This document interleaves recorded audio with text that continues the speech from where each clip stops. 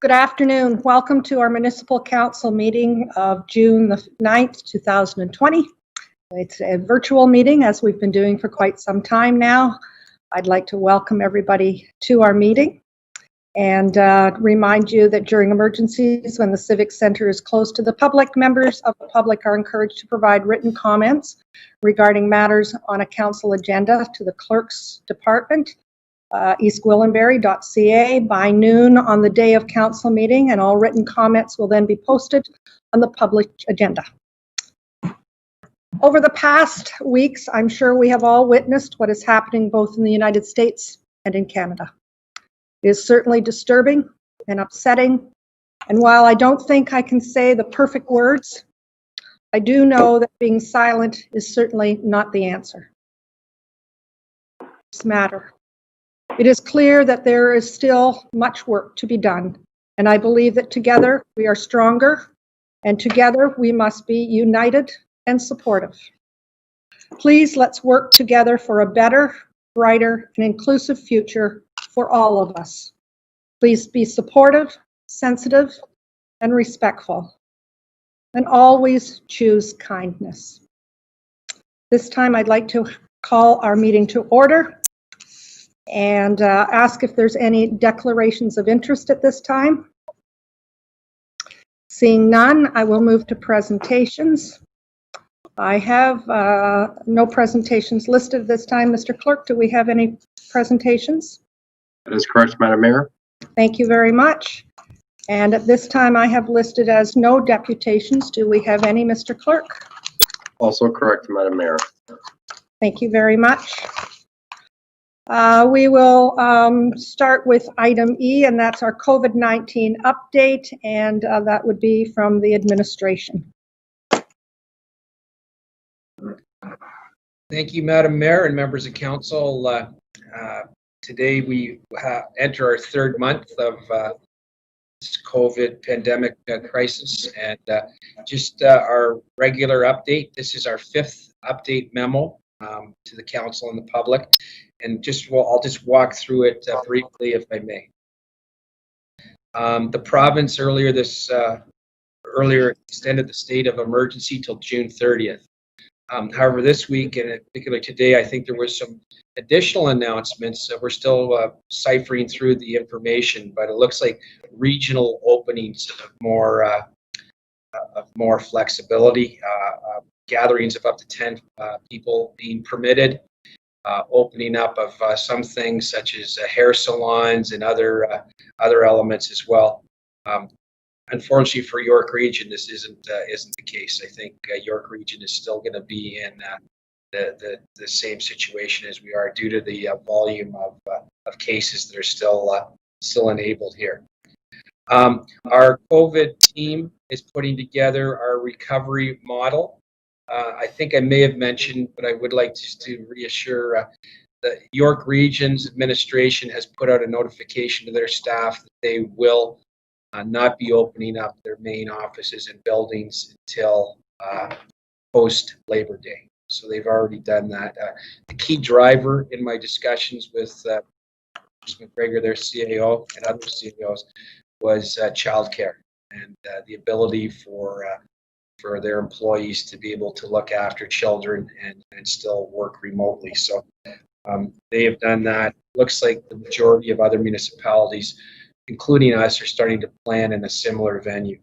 We did, one of the initiatives we undertook recently, the COVID team, was we did an internal survey of our employees to see how the COVID situation had affected the workplace and how remote working was happening for the various folks. We had about 56 responses, and by and large, working remotely has been popularly received. It seems to be continuing to be a learning curve for us, but it's productive, and appears as we turn back to what we may be calling the new normal, that remote working will become part of that situation moving forward as well. Potential budget impacts. We've had our finance team led by Warren Marshall, starting to look at how our fiscal position is if we stay in the same manner till the end of August. He's working diligently and with his team and our other departments, and we will be providing a update to council later this month on the fiscal situation till end of August. With respect to financial relief for water bills and for taxes, you can see in the memo that we haven't been overwhelmed with residents taking us up on this offer at this point in time, but it is important that it's an initiative that we have made available. And again, we will be reporting to council further about if this program will be extended for the balance of the year. Chief McKenzie reports that in his discussions with York Region, that our group home and long-term care facility situation is getting much better in hand with respect to COVID cases and management. Reopening of outdoor recreation amenities. Mr. Karmazin will be speaking to the camp situation separately, and we are currently planning on reopening in accordance with the parameters of the province and importantly what other municipalities are doing. Summer camps and programs. Our normal camp program scheduling has been canceled, and we did this in alignment with other municipalities. I think it brings some certainty to folks that they will not be able to access our normal camp programs. Mr. Karmazin will talk about some of the programming that we may be able to offer that we are considering as we move forward. And our final matter, and we take pride here in some of our innovative measures. Chris McPherson has developed an app for us. We were one of the first to develop a screening tool for once you came into the civic facilities and where I am today. But we now have it online, and it's a tool on our phone. And I don't know, Chris, if did we have the ability to show the council and the public what this tool does? Yeah, thanks, Tom. Tara, if you just want to bring up the form, we can kind of run through it, and I'll give council a little history on our process. So we were utilizing a paper self-screening form at the physical locations where staff were still reporting to the workplace. And it was working, but it quickly became quite labor intensive to go around, collect, organize, and file all these forms. So we've created this online form using Microsoft Forms. And we've communicated it to staff through the town's learning management system. So this course will provide them with instruction on what's expected of them when filling out the form, along with instruction on how they can add this form directly to the home screen of their mobile device, or alternatively scan a barcode at the physical screening stations at the workplace. We're already seeing improvements. It's reducing or eliminating any queuing lines as you come into the building, as well as contact with those frequently or high-touch surfaces. And also it aligns with the town's Thinking Green initiative by going paperless. So Tara will just run you quickly through the form, either before leaving home in the morning or at the latest when they attend the workplace and hit that physical screening station.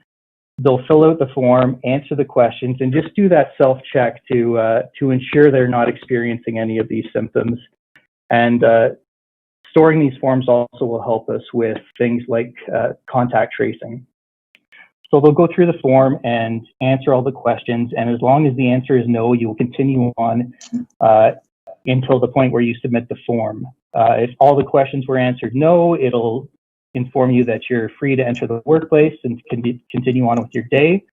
As soon as you click yes to any of these questions, it will stop the form process and tell you that the results were positive, not that it's saying you had COVID, but that you cannot enter the workplace and you should return home and contact your supervisor for further instruction. Another great thing is that since this is all online, it is very easy to go get a high-level overview of metrics and quickly sort and search through all the forms that are submitted. And with that, that's my update. I'll be happy to answer any questions that anyone has. Are there questions? I'm not seeing any. Councillor Morton, any questions from you? No, I'm fine, thanks. Thank you. Congratulations, Chris. That's quite an achievement, and certainly is going to be working well for us as we move forward when we reopen, for sure. I'm not seeing any other questions. Could I have a mover and a seconder, please? Councillor Crone, Councillor Foster, all those in favor? And that's carried. Thank you very much. Item number 2 is the Community Parks, Recreation and Culture memo for COVID-19 and recreation summer camps and programs. And Mr. Webster, you alluded to that along the way. Sir, Mr. Karmazin, is he available to speak to this at this point? Yes, thank you. Madam Mayor. The Camp and Summer Program session has been canceled. We made this decision in light of the provincial order restricting any access to municipal facilities and some parks amenities. We should note that both our customers and residents were very understanding and appreciative, as 80% of our registrants were still registered at time of cancellation. Similar to other York Region municipalities, we have provided some flexibility with potentially hosting a scaled back version of summer camps. And we are providing some virtual training to our staff, which is a nominal impact on our budget, approximately 2% of our overall camp budget.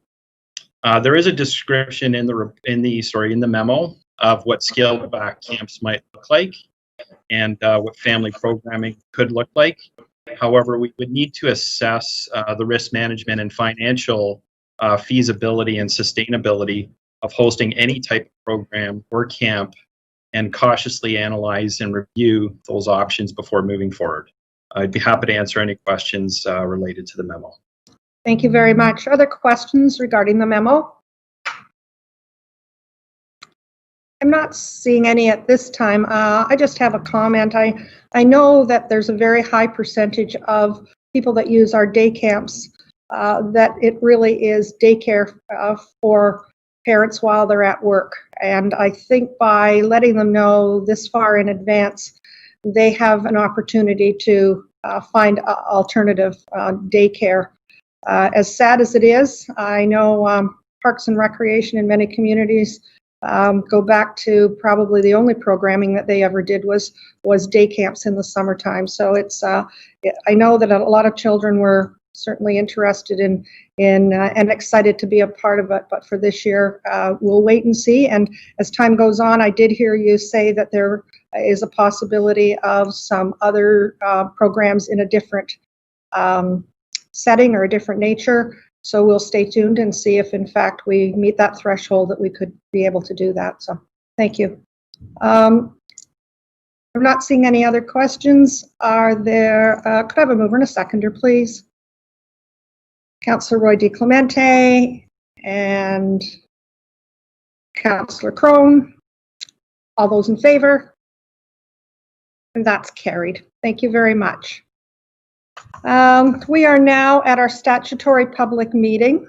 Statutory public meeting, we have not done one of these before virtually. So ladies and gentlemen, this portion of the council meeting is a statutory public meeting under the Planning Act. The purpose of this meeting is to inform the public and obtain public input on planning applications received by the town prior to a full technical analysis being conducted by our staff. No decision to approve or refuse an application will be made here today. There will be presentations from both town planning staff and the applicants on the development applications. Following these presentations, members of the public will be invited to offer their comments or concerns respecting the proposals. Submissions can also be made in writing. Then I will ask either staff or the applicant to answer questions related to the application. Once we have heard from members of the public, I will ask members of council if they have any questions or comments as well. And your participation today is welcome, and by hearing all comments, we're able to enable making the most informed decision. So with that, I will turn this over to our town planner, please. Mr. Ramuno? Thank you, Madam Mayor, members of council. So the application before us is a zoning bylaw amendment application, and we have an associated information report that just outlines the application and addresses, identifies some of the issues that we will address at a future future report. We have our town planner, Antonio Greco, who will provide a brief presentation, an overview of the application and the land use policy context. And then with us as well, we have the owner's planner will have a brief presentation to get into some detail of the proposal. And online as well, we have some representatives of the owners of the subject property, the Yonge Green Lane South Development Corporation. So at this point, Madam Mayor, we can turn it over to Antonio Greco to start the presentations. Thank you. Please proceed. Good afternoon, Madam Mayor and members of council. My name is Antonio Greco, a planner with the Development Services Planning Branch. Before us today is our statutory public planning meeting for the zoning bylaw amendment at the property municipally known as 18265 to 18401 Yonge Street, the applicant being Yonge and Green Lane South Development Corp. Next slide. Site and location. The subject property is generally located at the northeast corner of Yonge Street and Green Lane in the town of East Gwillimbury. The proposed zoning bylaw amendment only applies to a small portion of the subject property, which can be seen as the red star in the location map. The area subject to the rezoning is located at the northwest corner of the subject property in front of the existing LA Fitness building and west of the Lowe's building. Next slide. Current official plan designation. The subject property is designated commercial mixed use in the town's official plan. This designation permits a wide variety of uses, including a variety of retail and service commercial uses. This area is intended to be a major focus point for region service commercial development. Next slide. The current zoning, the subject property is currently zoned as mixed use 3 exception 93 zone. The MU 393 exception zone permits a wide range of commercial and financial institution uses. The proposed motor vehicle repair garage is currently not a listed permitted use in the bylaw. Next slide. The proposed zoning to rezone a portion of the subject property from mixed use 3 exception 93 to a site specific exception zone. The proposed MU3 exception zone will permit the development of a motor vehicle repair garage and all other uses in the parent MU3 zone. Next slide. This is the conceptual site plan that was provided by the applicant. On the left-hand side, you can see the site in its entirety, an overview. And on the right-hand side is the proposed development. You can see that there's a 3 garage bay drive-in, accessible parking, and parking spots being provided. Next slide. These were some conceptual elevations provided by the applicant. The proposed tenant is Valvoline. The applicant will be able to answer any technical questions in regards to the proposed tenant. Next slide. Analysis. A preliminary review of the proposed zoning bylaw amendment application are currently being reviewed by internal departments and external agencies. Planning staff identified the following matters to be addressed before a final report is prepared for council's consideration.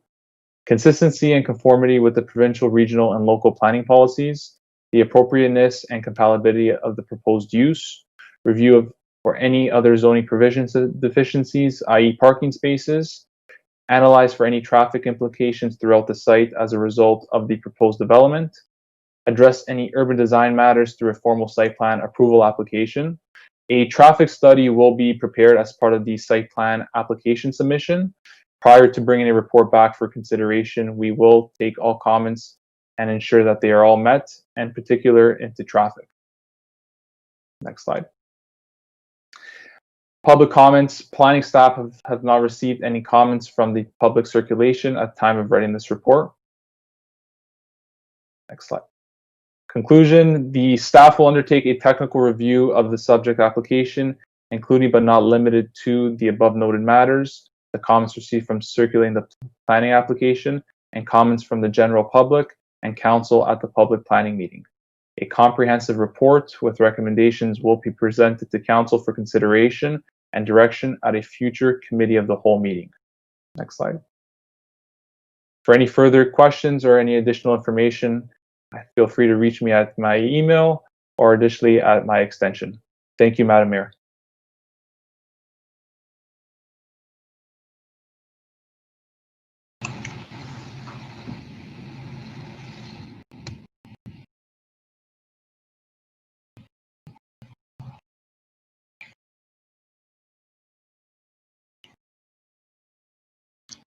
We are now at the applicant or agent presentation. Oh, thank you, Madam Mayor. My name is Nick Pileggi. I am with Macaulay Shiomi Howson, and I'm the land use planner for Yonge and Green Lane South Development Corporation. Stephanie Volpentesta and Pat West, both from the owners, are also online, and they'll be available to answer any questions if there's anything that comes up that I can't answer. So Tara, maybe we could go to the next. I'll skip this slide since Antonio was done. Well, maybe I'll stay on it 1 second just to say that as council and members of the public would be aware, obviously the site has been developing in phases. The Longos and Dollarama portion, which are fully open now, and then there's the central portion of the site, which is under construction right now. Really, this is the last pad that's available prior to, you know, potentially a full-scale redevelopment of the site at some point in the future. If we could jump to the next slide. So this is the layout of the site here. Thanks. Oh, you guys can't see my cursor, right? Basically the entrance to the site is going to be off the main road that comes from Yonge Street in an east-west direction, and we're looking sort of at the corner of the LA Fitness parking lot. Cars would then turn into that area and head north, and then loop around to the east and enter the building in a westerly direction. And then you can see the arrows sort of show the queuing, the through traffic into the bays and then out. There's, I believe, a requirement for about 11 parking spaces, and you can see that those have been provided, including the accessible parking space. There's obviously quite a bit of queuing available here. There's at least the 3 that we don't. Obviously, because of the looping driveway and so on, there's quite a bit of queuing if it ever were to get to that, but we don't expect that. So just to talk about a couple of the things that were brought up by staff in terms of compatibility. This is a motor vehicle service use that is typically found in retail plazas like this. You know, it's the Quickie Lube type model. Certainly located in an area that makes sense. In this case, and the work that's undertaken here is all undertaken within the building. There won't be any work taken outside of the building. I know there was a comment that Antonio just made about traffic, and certainly if staff need a traffic report as part of the site plan, we'll provide that. But overall on this site, you're talking about LA Fitness, Lowe's, Longos, Dollarama, multiple banks, multiple restaurants, multiple retail opportunities. This not significantly increase the traffic or cause any kind of traffic issues in the area. If we could just flip to the elevations. So you can see this is just a conceptual elevation at this point, but certainly we're looking to make it as nice a building as possible. You can see that the glass door areas are higher end, and we're certainly looking to make the building look as retail as possible so that it fits into the areas. Both from a compatibility and a traffic perspective, I think that the the location and the look and feel of the building will fit within the area there. So, Madam Mayor, thank you. Those are the extent of my comments. As I said, both myself and representatives for the owners are here if council has any questions that require answering. Thank you, Mr. Pileggi. I have a question. Yes, go ahead, Councillor Persichini. Mr. Pileggi, how are you? Good, Councillor Persucini, how are you? I'm good. You know that whole area there, I know it's kind of hard now because the whole place is developed. Traffic is like a Russian roulette there when you go into that. Is there any way possible that they could make a one-way going up one street and coming down the other way? Looking at different areas, different ways that so you could not have to be afraid of driving over there, because sometimes people have told me that, you know, they almost got hit 2 or 3 4 times because so much traffic and going up, you know, space in between the, you know, all the different stores. Is there any way to maybe put a one-way street, the one going down and one coming down up, so it kind of controls the madness of all the people, you know, going that way? I don't know. I'm just asking if there's any other way. Thank you. Sure. Councillor Persucini, so I'm not sure, maybe I didn't show the context that well. I know that there have been issues at the south end where the site accesses Green Lane in the area where the McDonald's and the Tim Hortons are. This will be accessed off the entrance to Yonge Street, which is a right-in, right-out access only. It's not a full move, and it's not where the lights are at the north end of the Lowe's. So generally speaking, this access driveway is the least traveled of all the accesses because it is restricted moves. But certainly we can take a look at different options from a traffic perspective as part of the site plan. I'm fully aware that it's where the LA they're coming in. Okay. It doesn't it doesn't mean that people from the other side, the McDonald's or everything else, are not going to take it, and they want to use that area there. You can't control that. I'm just saying, look at the whole aspect to see if there's any way that, I mean, it's maybe impossible, but I'm just, you know, asking. You know, I'm not the engineer. I'm not the professional traffic guy. That's where you guys come in. So if you could look at that, I appreciate it. We will. Thank you. We will take a look at it. Thank you very much. Are there other questions from members of council? Councillor Crone, Councillor Roy DiClemente.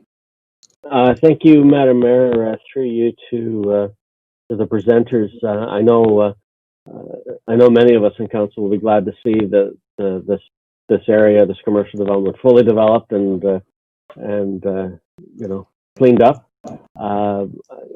Councillor Persucini expressed some of my concerns around the traffic situation we have there, although I think it's probably a little more problematic near the fast food restaurants, not the other side. My question is, though, the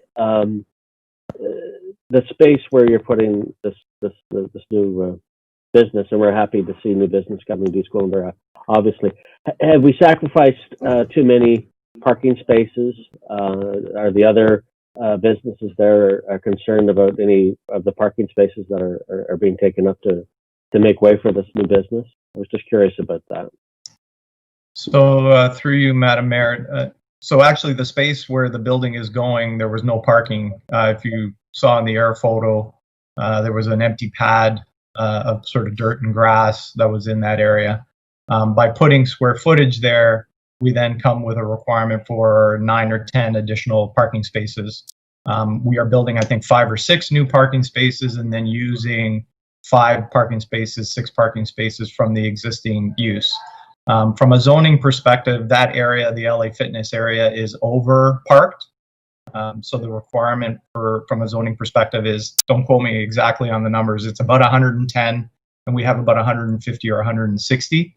But typically the area that we're looking at right now is the most underutilized parking because it's furthest from all of the buildings. It's not close to the LA Fitness, it's not close to the Lowe's, and it's not close to any other site. So typically the area that you're seeing this building in is furthest from every so only in a ultimate huge overcapacity day would you even see cars parked in this area. So I would venture a guess that these spots, the 5 or 6 spots, are never used, but I can't say that because I'm not there every hour of every day, but I would say they're empty the majority of the time. That's great. Thank you. Councillor Roy DiClemente. Thank you, Madam Mayor. I'll try. Obviously, we have some questions, I think, that are going to relate to the site plan phase of this development, but I wanted to sort of the piece of the zoning as far as land use is concerned. And I guess the reason why we wouldn't necessarily have included this use on the land is because of the heavy equipment or the materials that are used and that sort of thing. I just wanted to have some sort of reassurance either from our staff or from the applicant as far as, you know, storage of used oil, the way that this will sort of mesh with the rest of the site, given that, you know, you've got people who are, you know, home improvement and restaurants, and then you've got I know the restaurants would be dealing with cooking oil, but I think, you know, this is the main use here is automotive, and there would be materials like lubricants and oils that would be stored on site. I just wanted to make sure that that was being done safely and effectively. And once I hear from that, then I'll just add a few comments as far as the site plan thing as well. So I did have another question after that, but happy to hear about the storage of materials, please. Sure. Through you, Madam Mayor, I don't know if staff want to comment. I mean, from the perspective of the applicant and the owner, you know, anything that were to contaminate the site wouldn't be a positive from that perspective. So for sure, you know, you're going to be dealing with a licensed company here, and a company that will have to dispose of those things based on ministry approved disposal methods. So there will be the appropriate catchment, the appropriate bins, and so on and so forth to do that. And there will be the utmost of care taken to ensure that any spillages and so on are dealt with through ministry approved means. So I can tell you that you'll be dealing with you know, a top-notch operator who will be licensed to operate the facility. Thank you. Mr. Romuno, do you have any comments regarding those questions so far? Thank you, Madam Mayor. I just wanted to add further to Mr. Pileggi's points. As part of this site plan submission, those are matters that we will review and will be addressed. The application will be reviewed by our planning staff. Our engineering department will also be circulated to the Conservation Authority and the York region. So those are all matters that we will certainly address at a future and full report. Thank you. Thank you. Members of council, are there any other questions? Councillor Morton? No, I think I understand it pretty well, exactly the location and everything, and I certainly don't have any issues with the contaminated soil or anything like that. Having your brother that was in that type of business for many, many years, I know exactly how they keep it clean and everything, so it's not bothering the residents and stuff. So I'm perfectly fine with it. Thank you. Any other questions from members of council? Councillor Roy DiClemente? Thank you. Just for consideration when we reach the site plan stage of the application. One, I think we've already talked about traffic circulation, but quite frankly, I know people, myself included, will actually go to the north portion of that site just so they can avoid the south side. So even though I need to get to Green Lane and Yonge, I'll go all the way up to the north side to make that left at the light near the church. So just traffic circulation. The other thing is with respect to the parking spots, I get that we haven't been using this portion of the site, and it wouldn't necessarily be appealing to those using the restaurants, but the spots in the restaurant area do fill up. Particularly in the evenings and on weekends. So they do fill, particularly when there's snow storage happening. And I think in the past, the landlord had their snow storage equipment and the shelters for the salt just across the street from there. And it was quite frankly a bit of an eyesore as you came into the site off of Yonge Street. So I'd like to see that addressed when we get to the site plan stage. Thanks very much. Thank you very much. Mr. Pileggi, would the applicant like to speak? No, fair enough. Madam Mayor, I will take the traffic circulation and parking comments back and work with staff in terms of both the zoning and the site plan. Thank you. Thank you. Are there any public questions at this time? I'm not seeing any. However, we may have somebody that is listening as opposed to wanting to speak at this time. It should be noted that a comprehensive report will be prepared by staff and presented to a future committee of the whole meeting, assessing the merits in the application before us and providing council with a recommendation on whether the proposal should be approved, modified, or refused. It is very important the town receive the names and addresses of individuals having an interest in the planning applications. Therefore, if someone should plan to speak at council or to be sending something in, to please let us know. Under the Planning Act, the applicant or residents have a right to appeal any decision of council on a planning application to the local planning appeal tribunal, but you must verbally express any comments or concerns here today or submit any comments or concerns in writing to the town before the plan is adopted or bylaw is passed. The tribunal may dismiss all or part of the appeal made in respect to an application. This public meeting is being audio and video recorded, as we know, for storing of broadcasting on the internet. Should people choose to make comments, your name, address, and comments, and any other personal information is being collected and maintained for the purpose of sending correspondence relating to matters before council and creating a record that is available to the public in hard copy format and on the internet in an electronic format pursuant to Section 27 of the Municipal Freedom of Information and Protection of Privacy Act. So any questions about the collection of personal information should be directed to the town clerk at that time.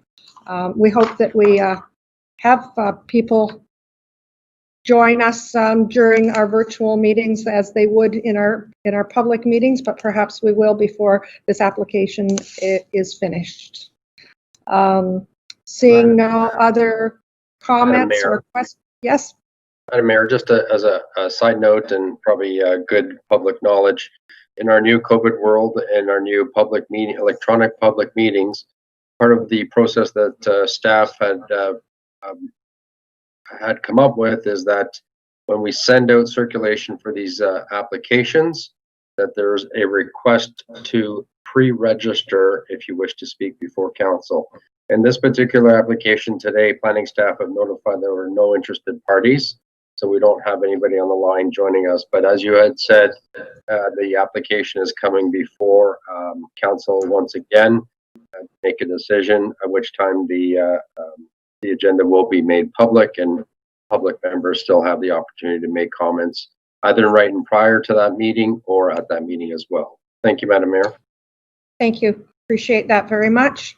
Seeing no other comments or questions, I have a resolution. Be it resolved that Development Services Planning Branch presentation and report P 2020-10 dated June 9th, 2020 regarding the zoning bylaw amendment application by Yonge and Green Lane South Developments Core Files ZBA 2001 be received, and that the comments made during the statutory public meeting regarding the zoning bylaw amendment application by Yonge and Green Lane South Development Core File ZBA 2001 be received, and that comments presented at the statutory public meeting be addressed by Development Services Planning Branch in a comprehensive report at a future meeting date. Could I have a mover and a seconder, please? Mayor. Councillor Morton, Councillor Foster. Are there any questions? I guess I would just have one, and that would be of planning staff. Do we have any idea when a future date to come back to council might take place? Thank you, Madam Mayor. The applicant is working on finalizing their formal site plan application submission. So as soon as that comes in, we'll circulate that. I think we're looking at some time in the fall for us to come back with a complete report on and recommendations on both the zoning amendment application and the site plan application for council's consideration. Thank you very much. Any questions from members of council? All those in favor? And that's carried. Thank you very much. We are now at administration with myself in the chair. We have 2 reports today. The first one is from the Office of the CAO. It's a memo regarding Government Finance Officers Association Canadian Award for Excellence in Financial Reporting. Mr. Webster?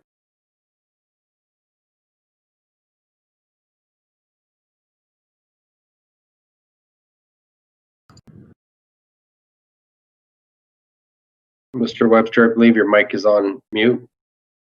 Thank you, Mr. Clerk. I appreciate that. As I was saying, this is a memorandum today with regards to our finance budget process, and we have raised the bar with some of our recent additions.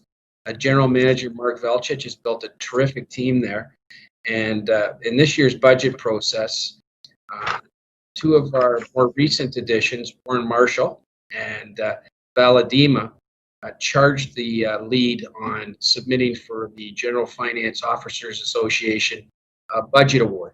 And we were successful in receiving that, and a lot of hard work went into it. And I think that not only those 2 individuals, but others deserve the credit for helping continuing to put our business practices at the forefront. And I'd like to ask General Manager Mark Velchich if he would like to say a few comments as well.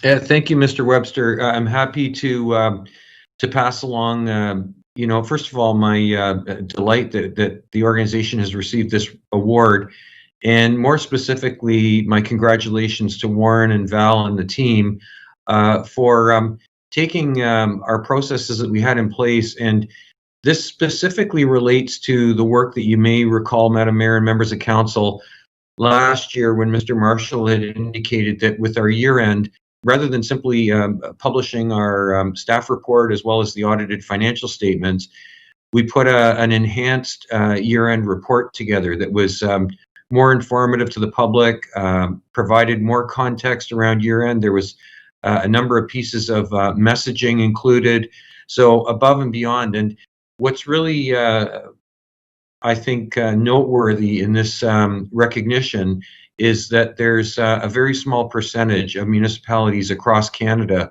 that in fact have received this form of recognition. And so I'm very proud of the team and delighted that this has been recognized.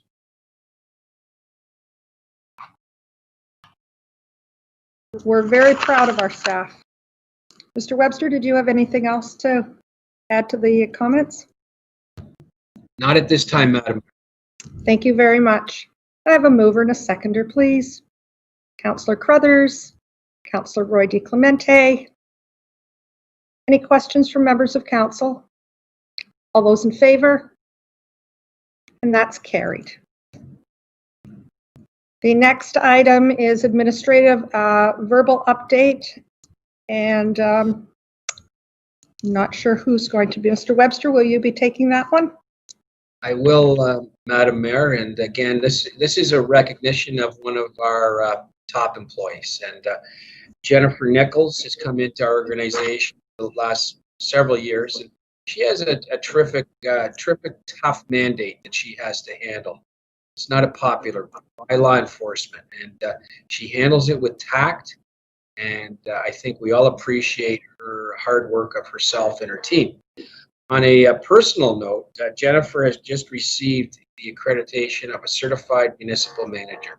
There are a few of us folks in the organization that have attained that, and we welcome Jennifer to that category of management certification.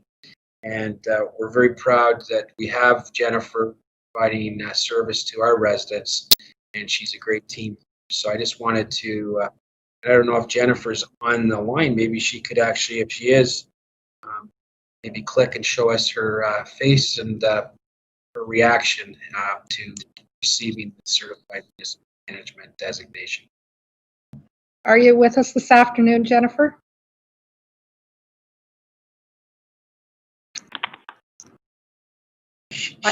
She may be very modest. She may be very busy too. Very good. Well, we're certainly very proud of her. Any time that someone can get their CMMIII certification, we're very proud of staff for that. It's a lot of work. They've done it on their own time, and they will be better leaders in our community having done that. So congratulations, very well done. Could I have a mover and a seconder, please? Councillor Foster, Councillor Crone, all those in favor? And that's carried. Thank you very much. Mr. Webster, do we have anything else under administration today? At this point, Madam Mayor. Thank you.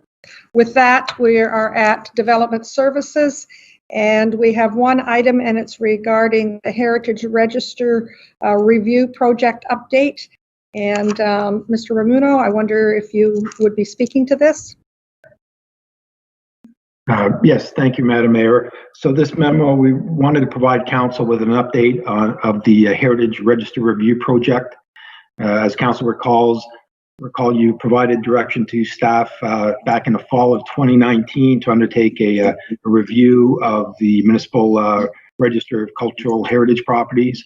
We retained the consultant firm Archaeological Services Inc., ASI. They commenced work. They went through our existing register of, we had over 460 properties on the list. The majority of them were listed as having some heritage significance. So they spent the past, close to a year reviewing the list. They have currently determined that about a third, over 30% of the properties on that current list don't have the historical or contextual or design significance to stay on the list. So we wanted to update council. Our next step now is we're going to provide a draft report, that draft register, to our Heritage Advisory Committee for their comment and input June the 18th. And following that, we will then schedule another virtual open house where we will put the information, property information, and the draft register online for public review and comment, with the goal of reporting back to council in July with the final updated heritage list for council's consideration and approval. Thank you, Madam Mayor. Thank you very much. I know that several members, if not all of staff, were certainly, or council, were certainly looking for a refining of this list. So thank you very much to staff for that. Are there any questions for Mr. Ramuno? I'm not seeing any at this time. Could I? Councillor Foster, do you have a question? Thank you, Madam Mayor. Not a question as much as just a comment. As I do sit with the Heritage Advisory Committee, it was interesting to get this part of the process underway, and we're certainly looking forward to the 18th of June to have a look at the list. I know that there will be some properties on there that will certainly bring up some questions of the committee and of myself. I'm not sure that all council would realize the amount of time that is spent on requests for removal from the list. And hopefully, going through this process may look after that somewhat before it comes to the committee, so the committee can then spend some more important time on some other initiatives. So we're looking forward to making this one work.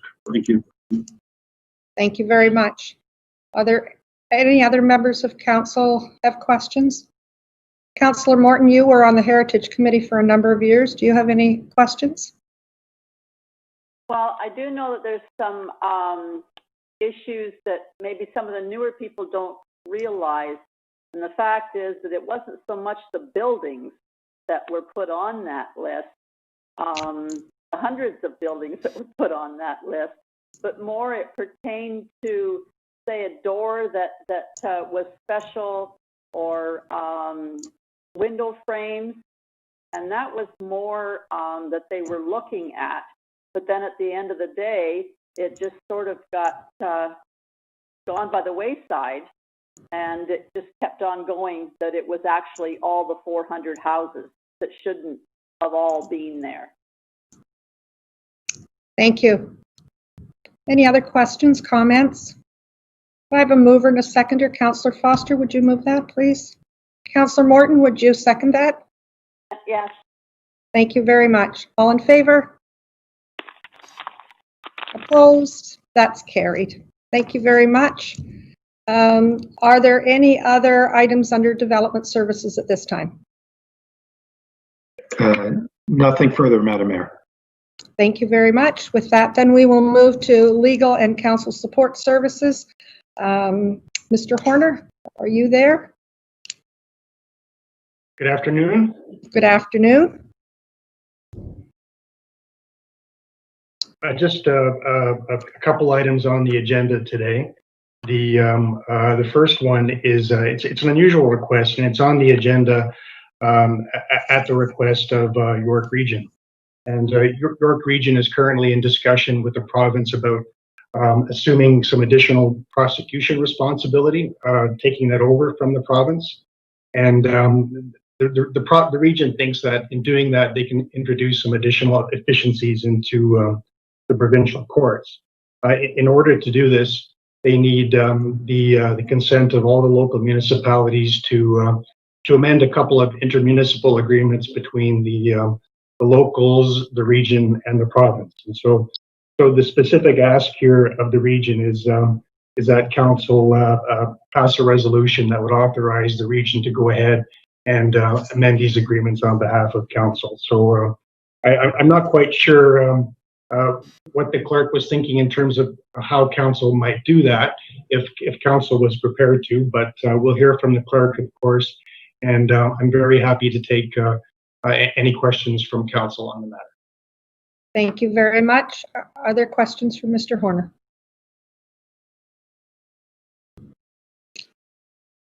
I'm not seeing any. Mr. Lamanna, did you have any comments? Madam Mayor, I have no further comments. Thank you very much.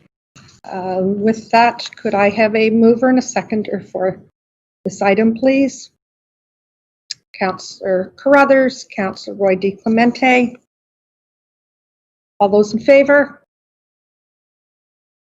And that's carried. Thank you very much. We are now at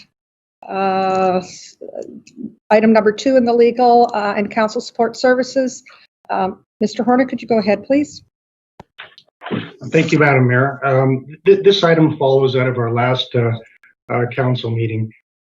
As council and staff are quite aware, the town has been experiencing significant problems with cannabis production in the municipality, in the rural zones, in the residential zones, and we've received any number of complaints sort of relating to noxious smell or light pollution, that type of thing. And so at the last council meeting, the direction from council was to staff was to bring back an interim control bylaw, which would have the effect of putting a freeze on this type of cannabis production within the municipality for a year. And what this would serve to do is that this would give staff the opportunity to study the issue, to look at zoning, and come back to council within the year to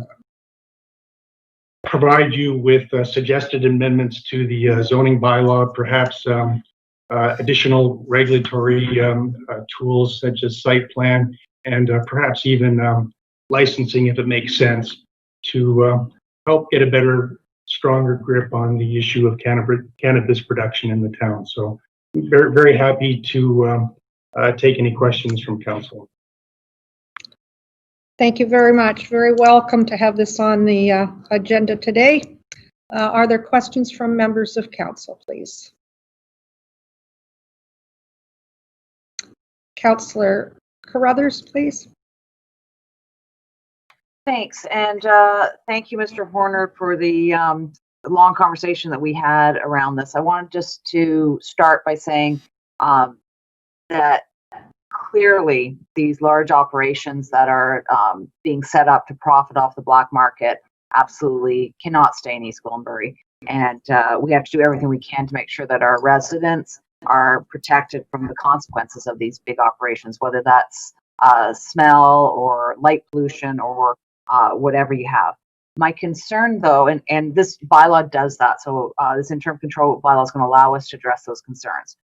But as I said before, I worry about unintended consequences, people getting swept up in this who are trying to behave legally. So, you know, we know that there's our seniors who have arthritis who might be uncomfortable going to a dispensary and have a medical license to grow their own cannabis, and they're now being classified as a cannabis production facility when really it's just a grandma with, 60 plants or something like that. So I think we just have to be careful about that. Mr. Horner and I went back and forth about how we could possibly change the definition, but I think it leads to so many loopholes right now. So I'm in favor of the interim control bylaw as it is, but I would just ask that when we do the review, I think it was stage 2, if we could add into stage 2 to look at that definition so that we're not including individuals who are growing on their own property for their own use, no ties to the black market, just really trying to do what the federal legislation intends, that they're not being swept up in this. I also think that we have to really seriously look at reviewing our nuisance bylaws to make sure that we can go after people for smell and for light pollution, because as I said, protecting our residents from the consequences of these operations is so important. So I would just like to add those two things to the discussion and hope that as part of that review that's laid out in stages as part of stage 2, we could look at the definition and look at what we can do to make sure individuals who want to grow at home and have a license to grow at home can do so safely. Mr. Horner and I talked about the fire safety, making sure that their electric is all okay, making sure that building code safety, that sort of thing. So again, it's not part of this interim control bylaw, but it's part of the report that says, here's the things we're going to look at. And so I'm hoping that's one of the things that we can look at. Thank you very much. We have. I'm not sure if Mr. Horner wants to respond. Go ahead, Mr. Horner, please. I just wanted to say that the council's request is certainly very reasonable, and I think that really is part of the exercise when we look at the zoning and the definitions. It's how do we effectively regulate cannabis production, but we do it in a manner which is inclusive and doesn't serve to punish people who are doing things properly. I think that's kind of the bottom line. Thank you. Are there other questions? Councillor Crone.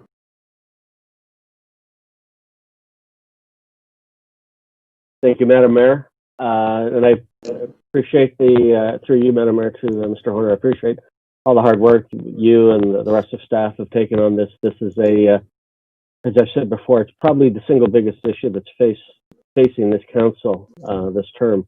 And while it's not exclusive to Ward 3, it is a very big problem in Ward 3. I think Councillor Morton will back me up on that. I share Councillor Carruthers' concerns about making sure that we don't impact those that have a legitimate need and use of this product. But in an abundance of caution, I would rather take a heavy hand right now, knowing that we can look after those legitimate users at some point. I guess a couple of questions that are on my mind right now is that we're aware of a few folks that are doing this that haven't responded to our requests for building permits or things of that nature. I would hope we're going to take immediate strong action to show that we are serious about this, and hopefully as a deterrent to others out there considering similar ventures.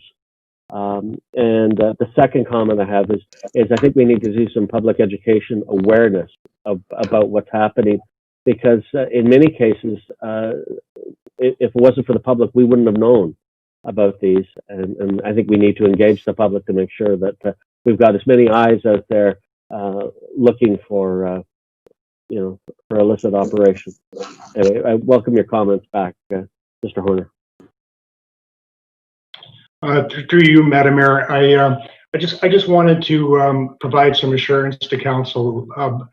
Both myself and General Manager Ramuno have been speaking with external advisors this week about what next steps might look like. I mean, at this point in time, I think it's fair to say that where we've identified infractions that we're working on, what is at present a very tight timeline, especially given the difficulties that are posed by moving things forward in the courts through COVID.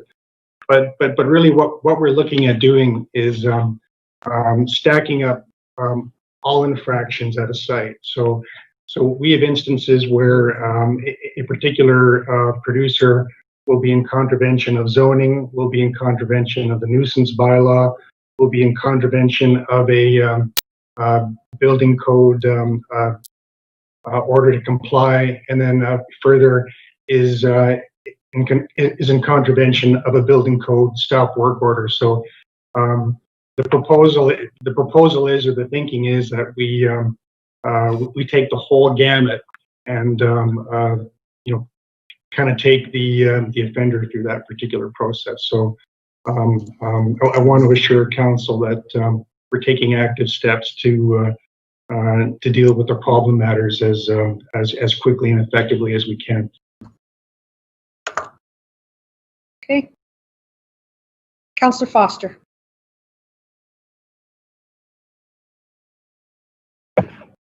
No, I'm fine, Madam Mayor. You're good? Okay, thank you. I'm not seeing any other questions at this time. Mr. Horn, sorry, Councillor Morton, go ahead. That's okay. My concern is if so many of these people are going to be doing it from their home, how are we going to ensure that they are licensed? Are our bylaw people going to have to go out and do that? If it's them that have to do that, we aren't going to have enough people. We aren't going to have enough time through a day, the way it's being built right now in Ward 3. So it's something that we may have to think when it's time to come up with our new budget.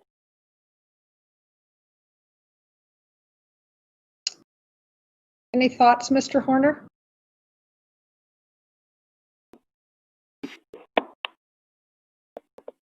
You're muted, I believe.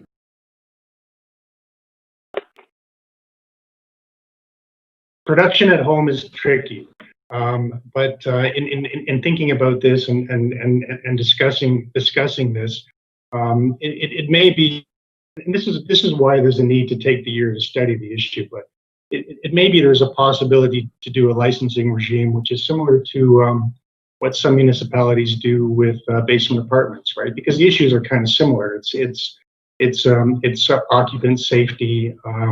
It's occupant safety. And I suppose with cannabis, there's the other issue of noxious smell. But perhaps there's an opportunity, and I'm not aware that anybody has actually done it yet. But some of our colleagues in other municipalities are talking about the possibility of actually, registering personal production in the residence. And if it's done safely, if it's done to code, then perhaps there isn't a municipal concern. So that type of response could be a solution to the problem that Councillor Morton has identified. But again, it's something that we need the time to study and evaluate. Yeah. Thank you. Mr. Horner, the steps that we're taking today, what does that do for the number of buildings that are being built throughout our community now? Some have just started, some have the materials on site, but they haven't done anything with them yet, and others are moving at lightning speed to build some type of a cannabis operation, and they've not been in to pick up any building permits or whatever. What does this do for those people that are well on their way to building something that we know is not desirable in the community? And just to share some observations, I mean, I've been quite impressed at how quickly we're able to, with the assistance of the community, to identify sites that, I mean, we're calling them emerging production facilities right now because of the growth activity hasn't actually started. So that's quite helpful. And then what we're seeing is that the building department is out there with the order to comply and the stop work order.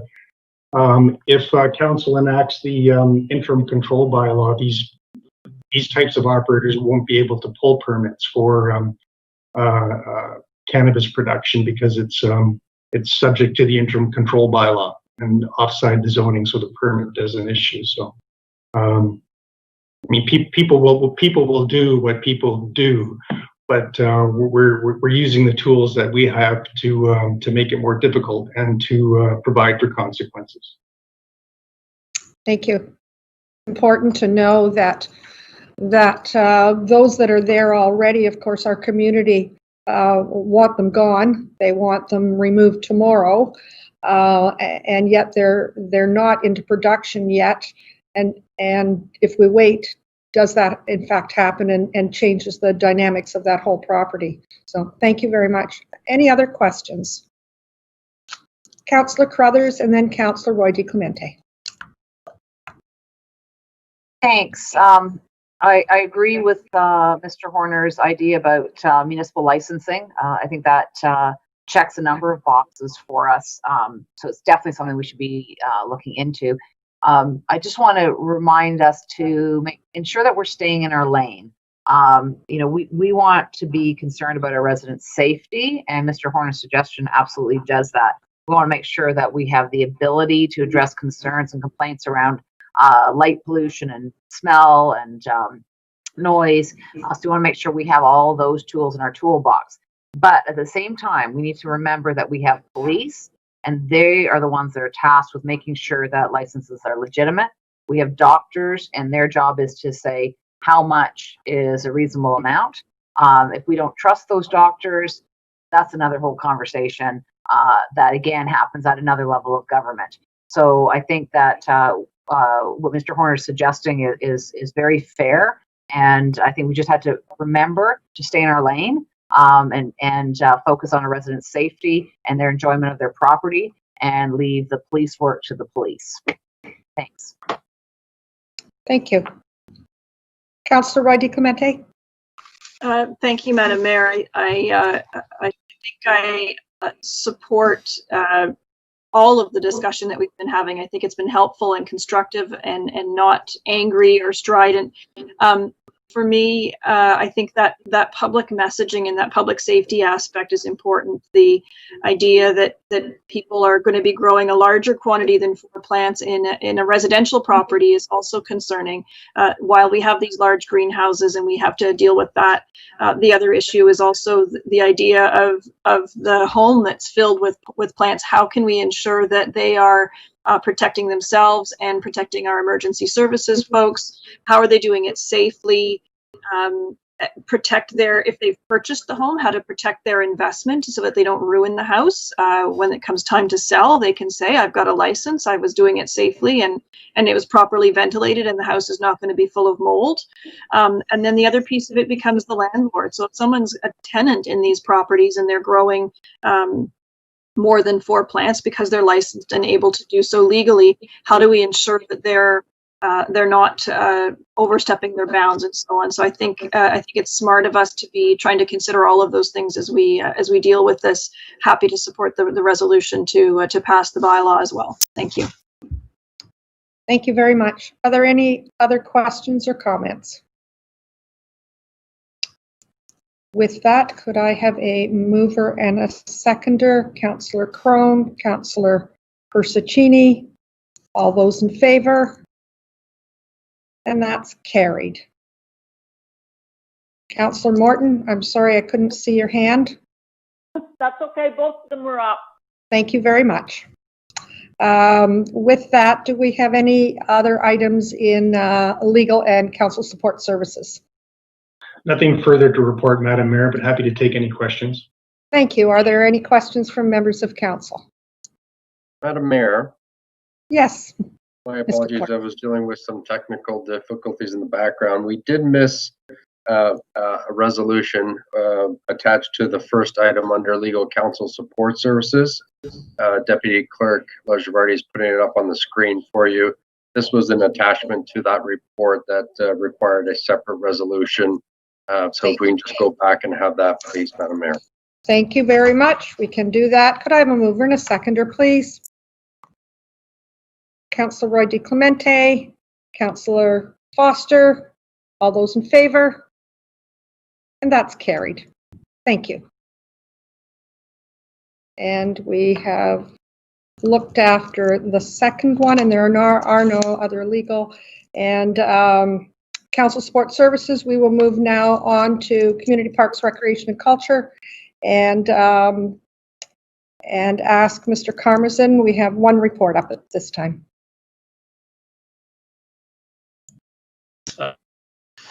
Through you, Madam Mayor, this is a memo that provides information requested by council related to the approval of a capital project in principle. The paving of the Nokita Trailhead parking lots in two parts. The memo provides information on the parking lot at Old Yonge and Mount Albert Side Road. This includes the environmental features and LSRCA approval, cost for maintenance, as well as an enhancement of the lot, providing increased service level, risk management, and a proposed course of action moving forward. Further, we'll be providing a further report back later this summer on the parking lot at Green Lane. This part of the project has a larger scope of work and requires more design work in coordination with both the LSRCA as well as the Region of York. I'd be happy to answer any questions that council may have. Thank you very much. Questions? Councillor Roy DiClemente, start there with you. Thank you, Madam Mayor. When we were dealing with this at the budget time, I think it was capital project 20-22. The budget binder said that $195,000 was for both parking lots, and I'm not sure if that's still the case, or the way this memo is worded is that it's $195 for the one parking lot. So 24 spots, that's $8,100 a spot. So I'm just curious about that. I didn't support it at the time when we were dealing with it at the budget, and I still have some significant concerns about spending $200,000 of East Gwillimbury's money on land that doesn't belong to us. And so I again raise that issue as well. Thank you. Mr. Karmazin? Through you, Madam Mayor, in answer to Councillor Roy DiClemente's inquiry, it is $195,000 for both lots. It is broken down into $75,000 for the lot which is at Old Yonge and Mount Albert Side Road, and then a further $120,000, which would be the larger lot and laneway, which would be at Green Lane. So I hope that provides further information. And we're in partnership with the LSRCA as well as the region for both properties. And this has been a long-standing relationship that's been beneficial to our community, providing access to the trail and the trailhead. And we have no reason to believe that that favorable relationship will not proceed further. In fact, we're in discussions with constantly expanding those partnerships as well as enhancing our services for residents. Thank you, Mr. Karmazin, and through you, Madam Mayor. Again, I just, it doesn't make sense to me to be spending this kind of money on land that doesn't belong to us. I'd rather have us put that money towards land that does belong to us. Anchor Park, the redevelopment of Emily Park, if we want to talk about Ward 1, let's build some more trails with that money. We have a parking lot that works, that's new. I don't feel that we need to be spending that money. At this time, I think our priorities have shifted as well. From an operational perspective, I'd rather see that snow clearing money be put into plowing the paved shoulder that exists there now if we can't open that parking lot during the winter. So I won't be supporting the motion at this time. Thank you. Thank you very much. Other questions, comments? Councillor Foster. Just to reiterate Councillor Roy DeClemente's points, I share her thoughts on a great many of those, and I've brought it up before. But one question and a comment to go along with this, and I guess the question is, we spoke earlier about waiting for a report from Finance to look at what kind of shape we're in after the COVID-19 issues and how long it goes. I guess my question is this something that might be put on the shelf until we find out, do we have the money for it? And my second point would be a comment, and I'm sure there's going to be some people shake their heads here. I was really a little upset when I read this report, just simply at the remark that says Old Yonge Street. That stretch of road has never been Old Yonge Street. It never was. And through my years with emergency services, that was a long fight to try and get people straightened out where Yonge Street was versus Old Yonge Street. It's pretty hard to make people understand what a street name is when the town itself calls it wrong. I think we need to look at that and get that one fixed up. Thank you. Thank you very much. Mayor? Yes, go ahead, Councillor Morton, and then Councillor Crone. I was involved with the Okata Trail Committee for many years, and it was something that was near and dear to Ernie Crosland's heart. And I will certainly be supporting, moving ahead and supporting with this report that Mr. Karmazin has brought forward to us. Thank you. Councillor Crone, go ahead. Thank you, Madam Mayor. Through you to staff. I think Councillor Foster took the words out of my mouth. I was going to recommend that we defer this motion until we settle a few things. It'd be nice to know where we are financially at the end of this crisis.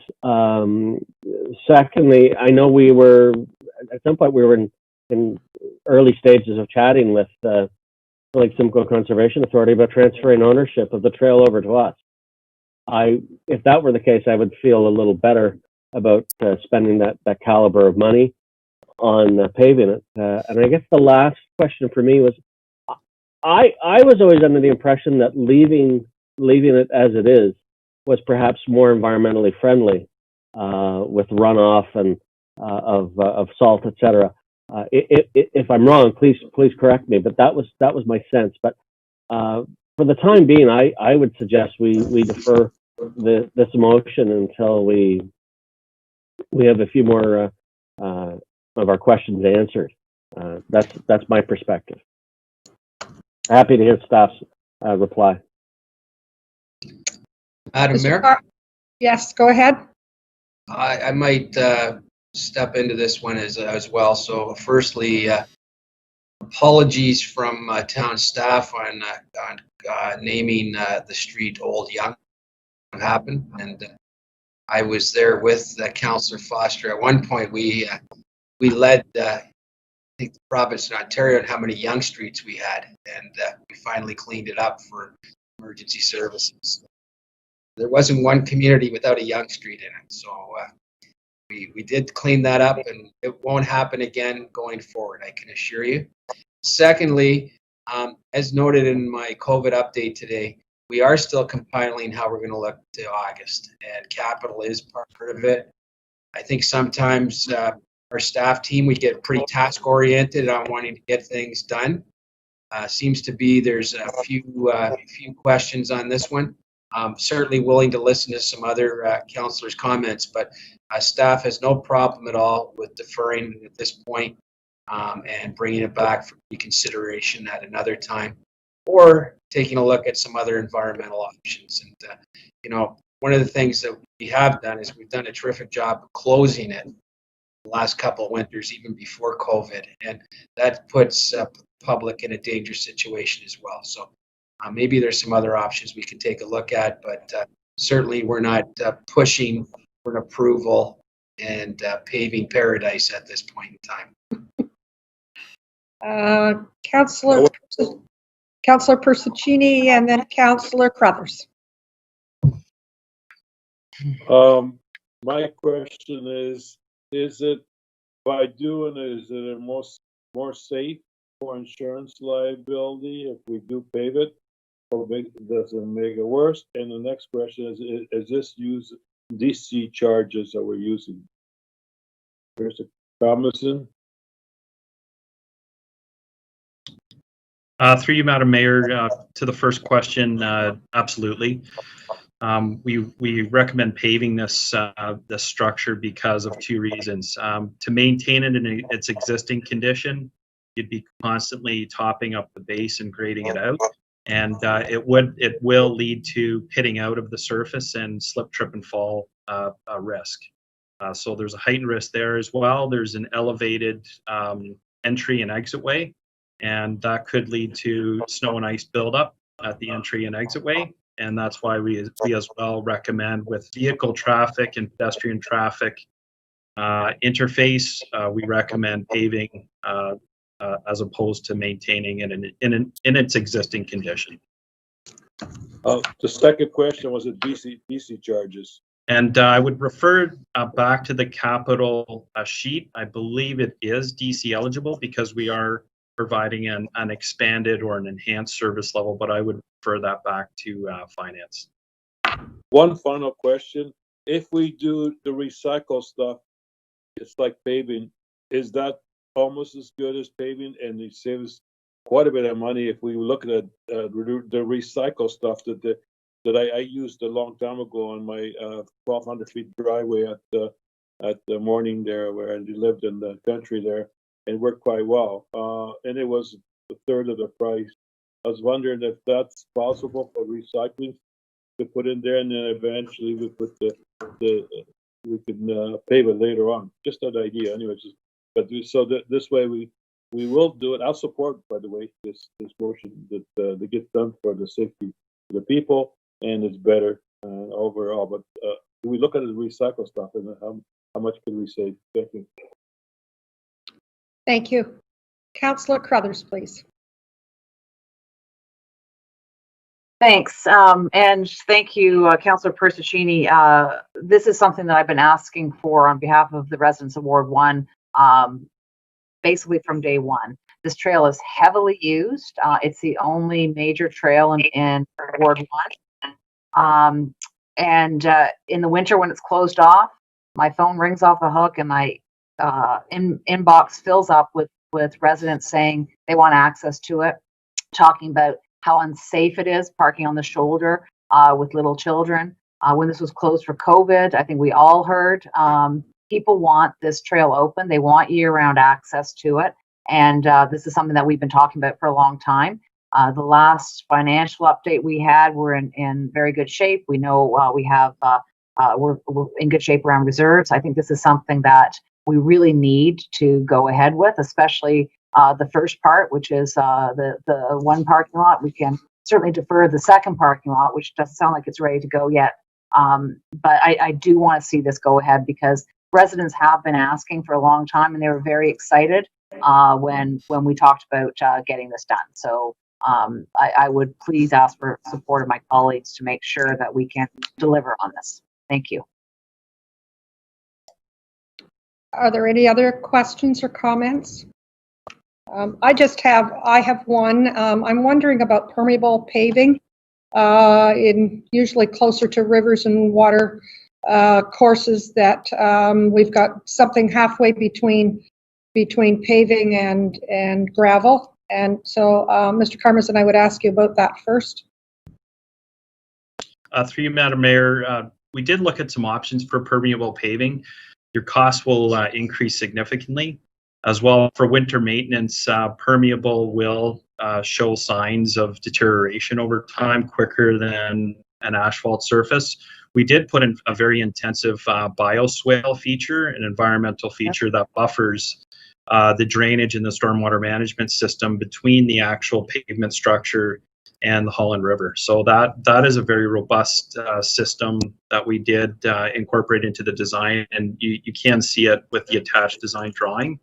And that design drawing is an approved design through the LSRCA for an approved permit. The other question I had was regarding salt, and I every time I see parking lots or even roadways close to water courses, the salt in the winter, we know it continues to grow each year, the amount that's being used, and I'm wondering, with now you're talking about the swale, maybe that's going to make the difference, but I'm concerned about the salt and heading directly into the river. Through you, Madam Mayor, I know with both CIS and CPRC, with clearing our parking lots, we try to reduce the amount of salt that we use with sand salt mix and with brine pre-wet.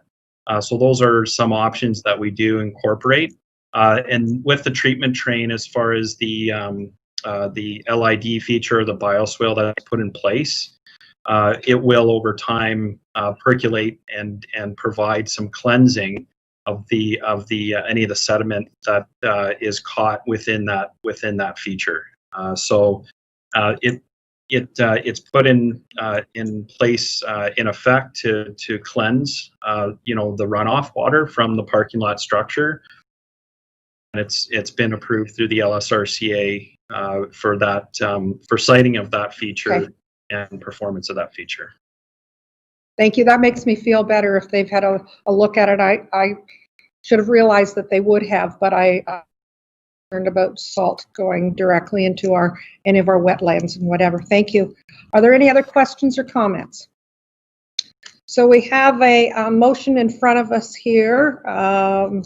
Be it resolved that Community Parks Recreation Culture Memorandum dated June 9, 2020, entitled Makita Trail Parking Lot Paving, Old Yonge. Let's just change that to Yonge. And Mount Albert Road be received. I have a mover and a seconder for that. So moved, Madam Mayor. Councillor Morton and Councillor Crothers.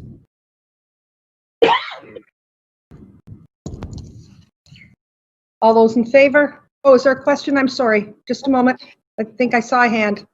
Yes, it was a question. I just wanted to be clear.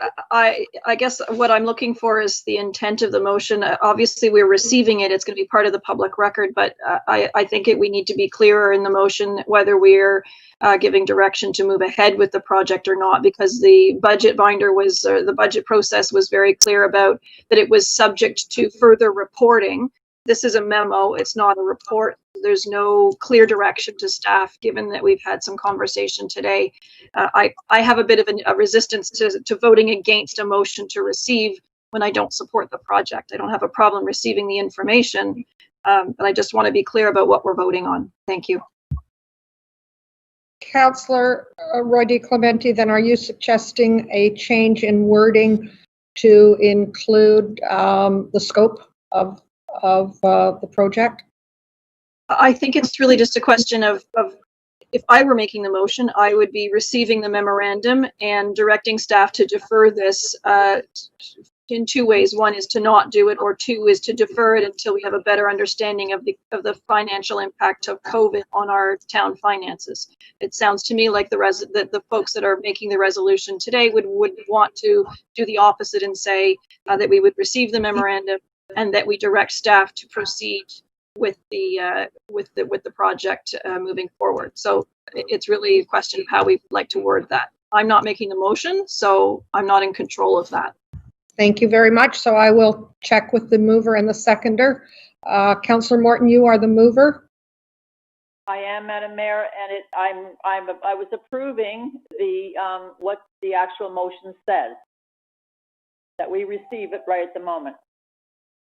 Just to be received? I think it does have to be, when I stop and look at it here for a minute. Yes, we should go back to the Yonge Street, which it should be anyways. And I think, yes, we do have to look into it a little bit further. I do agree with Councillor Roy DeClemente on that one, but I still approve receiving it. So are you suggesting that we would receive it and request a further report before moving forward? Yes. Okay. Councillor Crothers, you were wanting to speak? Yes, so please take my name off as the seconder. I don't feel that this should be deferred. You can see in the comments that Councillor Roy DeClemente, thank you very much, looked up the budget sheet, and it shows this is coming from DCs, which we have a very healthy amount of DCs. The cost for this project is $75,000, which is not something to be sneezed at, but when you look at the size of our whole budget, this is not a lot of money given the amount of use that parking lot receives. I think that we need to be thinking about what our residents want right now, and this is one of the pieces of our infrastructure that they are using a lot. So I don't want this deferred. I think we had an update that showed that we're in a very healthy financial situation. I know that things can change as months progress, but one of the things that we saw is that we're still collecting taxes, so we still have that revenue stream, and our other revenue streams that are more fee-based, those services aren't being provided, so it's not really impacting our budget. So I just think we're wrong to defer this when this is something that we felt really was needed for our community. Thank you. So if we could have I guess a separate vote, because as Councillor Roy DeClemente said, we don't want to vote against receiving. I'm very happy to receive this, but I won't be in favor of deferring it. It's been deferred for far too long. What I wrote here following be received and a report be provided to move forward, and that's not very flowery, but Madam Mayor. I think that gathers the intent. Yes, Mr. Clerk. Madam Mayor, Deputy Clerk Lajvardi has put up what we have have captured, referring that capital project 20-021 be deferred until further COVID-19 financial information is available. I hear that's what the intent is. Now you do have a mover. Councillor Morton has requested that. You need a seconder. Should Councillor Crothers not vote in favor of this, then we can certainly have a recorded vote if she wishes. Thank you. Certainly. So I'll start off. Do I have a seconder for this motion? I have a comment. I'm happy to support the mayor's amendment to the motion. And as I was the seconder on this, I think that there should be some ability for me to have it amended to something I can support. So the mayor talked about further report so that we can move forward. So phrasing this in the positive, I think, sends a better message to the community. Defer could be deferred forever. It's not a very positive message to our community that's been waiting so long for this. So I liked your words, Mayor.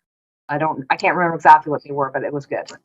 I wasn't making the motion. I was trying to find some wording that in the middle of it, and in the meantime, our clerk has provided something on the screen.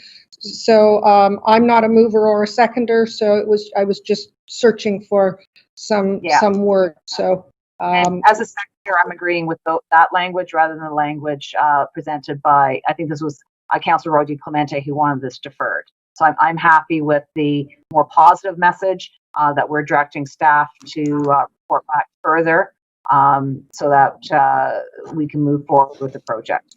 Because I think the intention of the council is that this is a project we would like to see. That's why it was in our budget. We have questions, and those questions need to be answered. But I think having something positive that we want to report back so we can move forward is better than defer forever. And people, I think it's a very negative thing for our constituents to be looking at when this is so long slated. So I'm happy to stay on as the seconder if we can just have a positive report back further. Thank you. Thank you. Councillor Morton, it's your motion at this point. I don't want it deferred forever, no. I want us to be able to move ahead at some point. Certainly, as I stated with the fact that Ernie Crosland worked so very, very hard to get that Nokata Trail going. And I would like to have it done as soon as possible. And I don't want it to be deferred forever, no. So can I hear what it was that Fernando put up on the screen? Through you, Madam Mayor, the proposed resolution, the second part after be received reads, and that council directs staff to report further back to move forward with Capital Project 2021. Yes, as long as we're moving further, I'm fine with it. Okay, so we have Councillor Morton and Councillor Crothers with that motion. Are there any questions to the motion? Councillor Roy DeClemente, go ahead. Thank you, Madam Mayor. Just 2 points. One, to be clear, I wasn't suggesting that I wanted it to be deferred. My position was simply that I was trying to be helpful in framing some of the options available to us. My position on the matter is that I don't think that we should be spending $75,000 on paving a parking lot on land that does not belong to the town. And so that's my fundamental objection to the issue. I get and I hear all of the other arguments and I understand how valid they are. One suggestion I was going to make, and that can be part of this process, would be for us to approach York Region and express to them that our community is looking to have an improvement made to that parking lot, and here are the reasons why. And would they be open to paying for it through some of their partnership funding agreements that they have? And so I just want to make that suggestion more than anything else, and just be clear that I'm not supporting the project because I think it's not a responsible use of town dollars to be improving somebody else's property. Thank you. Thank you. Any other questions or comments? Could we see the motion? Thank you. So the move by Councillor Morton and seconded by Councillor Carruthers that council directs staff to further report back to move forward with the capital project. Any questions or comments on that? Seeing none, I will call the vote. Just let me see here if I can see everyone. Perhaps I can see everyone now without Councillor Morton, but she is a mover. So I will assume that you are voting for it, as is the seconder of what I've heard. So all in favor of this motion? I'm seeing 3 votes. Against? I'm seeing 3 votes. And so I will be voting against at this point. Okay, so that is defeated. Is there another motion that could come forward at this time before we move along? I see people thinking, but I'm not seeing any hands up.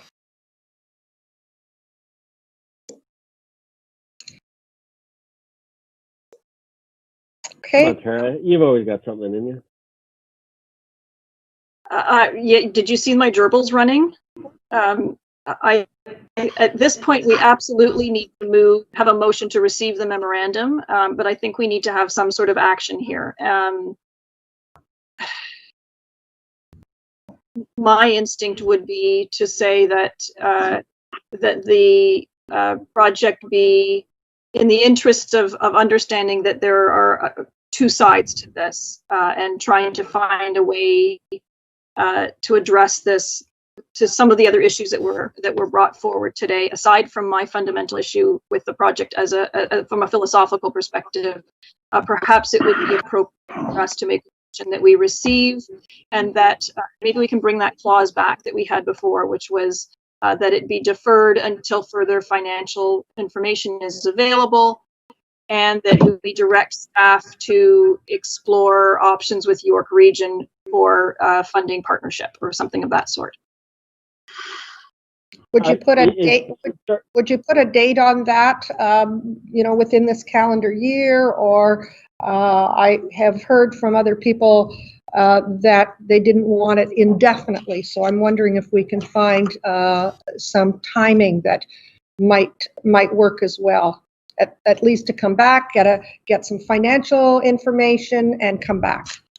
So if I may, that we've got, at this point, we've got that it be received, that council defer the project until further COVID-19 financial information is available, and the council direct staff to explore a funding partnership with York Region, the landowner, and report back. I would welcome staff's input as far as what kind of a timeline would be appropriate for them to come back to us with further information. I think we're anxious to hear what's happening with COVID, but we also need some time to reach out to the region and report back with, and perhaps we could put a time frame once we hear from staff. Through you, Madam Mayor. Thank you. Madam Mayor, Yes. if I may. Go ahead, please. I think we need to include in there something about the further exploring the transfer of ownership of the trail to East Gwillimbury. If we get that ownership transferred to us, then I think that removes some of the concerns that some of us have around investing in property that we don't own. So I would really encourage that we include that, because if that's looked after, we know we've got the BC reserves in abundance to finance it. But we need to philosophically cover off that question about ownership. And I think if we can fix that, all of this has a happy ending. See, Mr. Lamanna has put up that the council directs staff to further explore the transfer of ownership. Through you, Madam Mayor, I think Deputy Clerk Lajardi is typing this out as we're listening to it. But under that second clause, perhaps we can combine both of those directions just heard. Council directs staff to explore funding partnerships or ownership, transfer of ownership with York Region, the landowners, and that staff report back by, I think the date that is relevant to report back could be captured in the clause above, where it says that council before the capital project until further COVID is available, or by perhaps a quarter. And I think that's where we need information from General Manager Karmazin or CO Webster. Thank you, Madam Mayor. Thank you. I guess if I may, Madam Mayor, it's Councillor Roy DeClementi. Yes. May also be a question of if this were to be done before winter, and that's sort of the end of November would be when this is done. How would what's the timeline? So do we need it by the end of second quarter in order for us to be able to tender the project and allow for that paving project to be completed before the snow flies? Or are we waiting too long and then we lose another winter for some of those folks who feel that it should be paved rather than simply just maintained through the winter with the gravel the gravel base? Thank you. Mr. Karmazin, would you have an answer to that question? Through you, Madam Mayor, I think we would require direction by August at the latest in order to pave for the fall winter months. Thank you. So that gives us 2 months to find out from the region, from the Conservation Authority, to see if we have more information as far as ownership as well. Councillor Foster. Thank you, Madam Mayor. At one time, I thought Mr. Webster had mentioned to us that there had already been some talks regarding the transfer of ownership. I'm just wondering if there might be a really quick update there to let us know where we are at this point. Mr. Webster? I could provide that update. Actually, it's very timely, this discussion. Our temporary agreement where we, council requested that the authority open up the trail that was closed initially in COVID expires tomorrow at noon. And Mike Walters reached out to me earlier this week, CAO from the Lake Simcoe Conservation Authority. And we are extending or transferring the ownership back to them at this point. But we just provided a cover letter today saying that we would certainly like to expedite talks to facilitate the transfer of the trail system to the town. And so that's, I believe, was just sent out this afternoon, that request. And so it's very timely that these discussions can occur, and we should be able to provide an update, hopefully in the time frame that Mr. Karmazin outlined. Thank you. Councillor Crothers and then Councillor Foster. Thank you. So this report came to us, I saw it as a good news story with an update on what was happening with this. And now it's, it's been previously approved and now it's been deferred. Hopefully we'll get answers that we can move ahead in August. But hearing the concerns of my colleagues, I worry that we'll spend another winter without this. And the community was so happy when this was approved in our budget. So my question is, are there other projects that we're working on?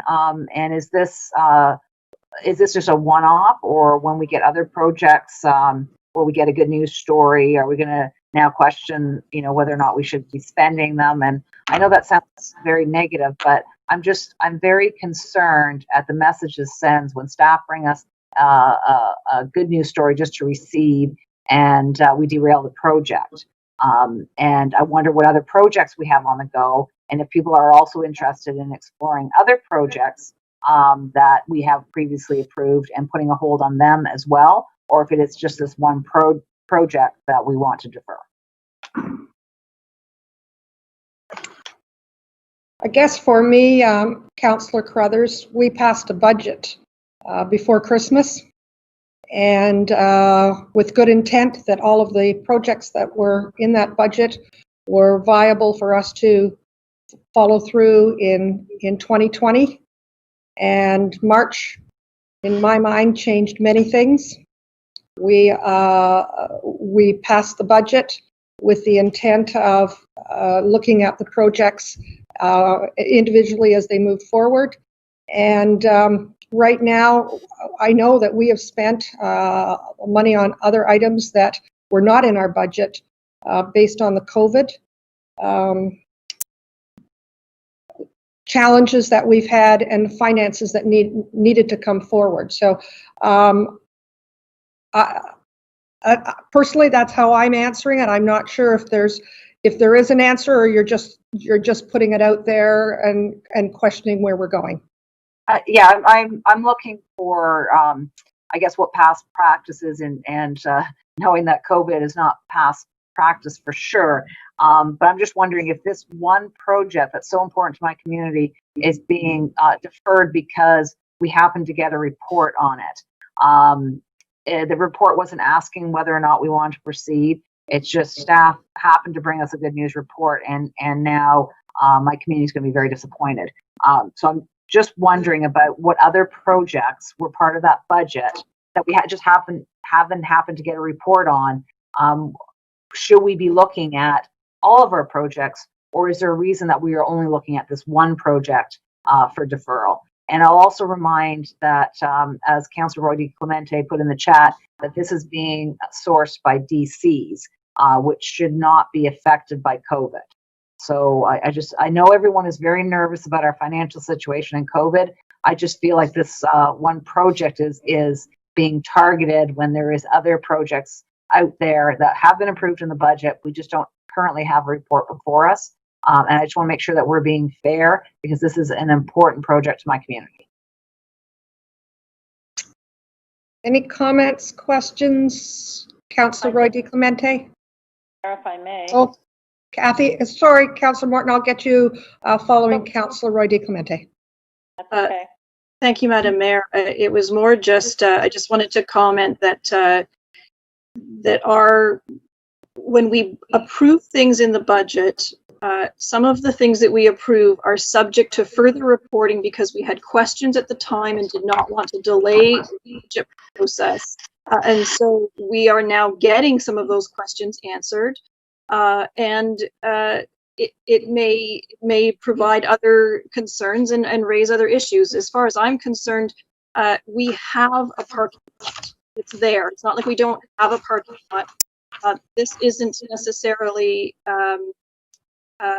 it's everybody's community is really what I'm coming back to this. That particular asset is not just one local spot. It's used by our entire community and people from other communities as well as an asset. That's part of the reason why the LSRCA is so heavily involved, and so is York Region, because it's not just an EG thing, but we know it's important to everybody here in town.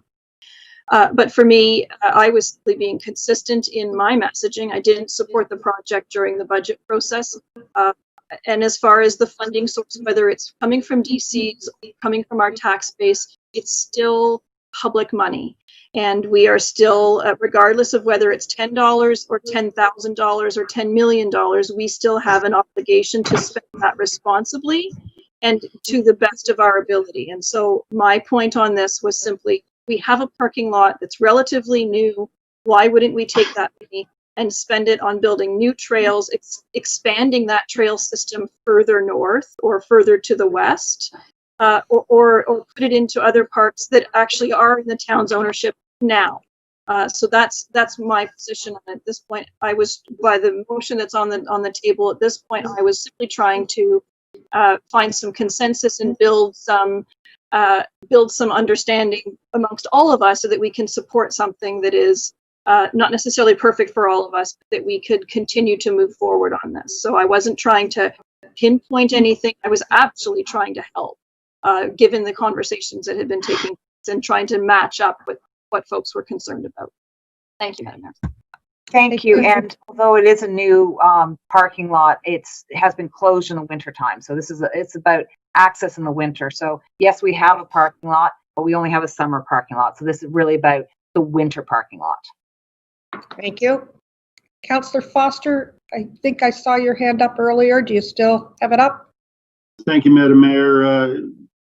I don't think in any way is this being targeted, but one of the things that I had been thinking and was going to bring up maybe in other business was the fact that at some point I hope that maybe we are, as a group, are going to sit down and look at that 2020 budget and decide what projects are in there that we may want to hold off on until we know exactly what's going on. Let's not kid ourselves. There is money being spent right now that certainly was not in that budget, and we may have to make some changes. So I just think that we need to look at this very delicately and make sure what we're doing with the public's money. I think it's our responsibility as a council to have a look at this and make sure that we know exactly where we are financially. Thank you. Councillor Morton. Madam Mayor, just a question either to you or to Mr. Webster. I'm not sure which one maybe has the answer, but the Nokata Trail actually starts down in Aurora and moves its way up. So do the other municipalities or areas own that, or is it just owned by the LSRCA? Mr. Webster? My understanding is the LSRCA currently owns the trail system, but at the annual general meeting this year, which I attended with my other adjacent CAOs, Mike Walters did table, it was a Lake Simcoe initiative to look at divesting of real estate and to transferring the trail systems to municipalities. So I believe the discussions would be ongoing with all of the municipalities along the Nokita Trail system. So perhaps we can't make a final decision until we find out the answer to that.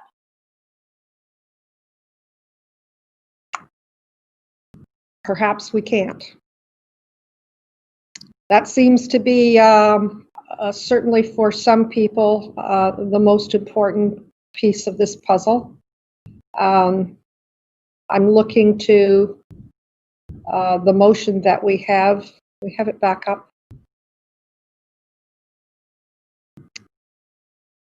So that would be the second one. Direct staff to explore funding partnerships and or transfer of ownership with York Region, the landowner, and report back. Might I also suggest that it be York Region and LSRCA?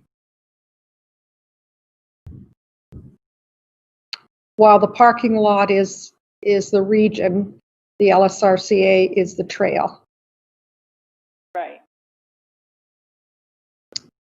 Any comments on that motion? I'm trying to find some middle ground to move forward. Any comments, questions? I have a mover. I have Councillor Morton has moved it. Councillor Crothers, I had you listed, then I took you off, then I put you back on again, then I had you off again. Where are we now? The motion was defeated that I seconded. Thank This you. is a new motion. Yes, it is. Yeah. And I request that we divide the vote, because I'd like to vote in favor of receipt. We probably should have done that with the last one, because I don't think people were defeating the receipt. So yes, if we could divide the motion and vote on receipt separately, please. Thank you. Thank you. And are you moving the receipt? Sorry, are you seconding the receipt? No, you're not. No. Okay. No, So I need to. as I said at the beginning, I don't agree with defer. Okay, so the suggestion that we have receive the memorandum, and Councillor Morton, yes? Madam Mayor, if I just may assist. Yes. Councillor Morton is your mover. You still need a seconder for the entirety of the motion. And Councillor Crothers is just requesting that each of those sub-clauses be voted on separately. Yes. So the mover and the seconder will remain the same. Remain the same. So could I have a second? Separate out the first one. We don't need three motions, just separate out the receipt and the other two can go together. Thanks. And do I have a seconder for that, please? Councillor Crone. Okay. So the first part of it, Councillor Morton and Councillor Crone, is that we receive the memorandum. All those in favor? And that's carried. The second part of that, just pull it up here. That the second part, be it resolved that Council defer the capital project 2021 until further COVID-19 financial information is available by August 2020. Any questions? Madam Mayor, I believe the secondary clause that's up on the screen, that Council directs staff to explore funding partnership and or transfer of ownership with York Region and Lake Simcoe Conservation Authority, the landowners, and report back, is part of that entire separated motion. Thank you. Thank you. So we'll have two, not three. Thank you very much. All those in favor?